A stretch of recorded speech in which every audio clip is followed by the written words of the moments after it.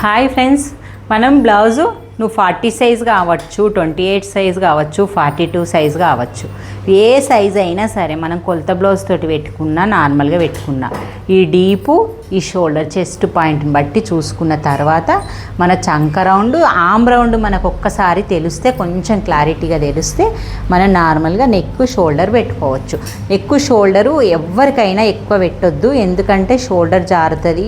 పెద్దగా ఉంటే షోల్డర్ పెద్దగా ఉండడం వల్ల మనకు నెక్ జారుతుంది, నెక్ పెద్దగా దించడం వల్ల కాదు. అయితే ఈ 41, 42 సైజు ఉంది బ్లౌజు. 42 సైజు అనుకోండి. 42 సైజుకు నేను 2.5 నెక్ పెట్టిన, 3 ఇంచులు ఫీట్ పెట్టిన చాలు.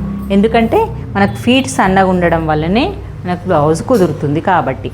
మళ్ళీ నేను చంక రౌండ్ వచ్చేసి 6.5 పెట్టిన, 6.5 పెట్టిన. చూడండి, ఇలా పెట్టుకోవడం వల్ల మనకు షోల్డర్ అయితే అస్సలు జారదు. చిన్న ట్రింపుల్ స్టిక్ అన్నట్టు సింపుల్గా కుట్టుకోవాలి అనుకుంటే ఇలా కట్ చేసుకోండి. మళ్ళీ ఇక్కడ 2.5 పెట్టిన కదా, నేను ఇక్కడైతే 3 ఇంచులు పెట్టిన. డీప్ వచ్చేస్తుంది నెక్ మనకు భుజం జారకుండా.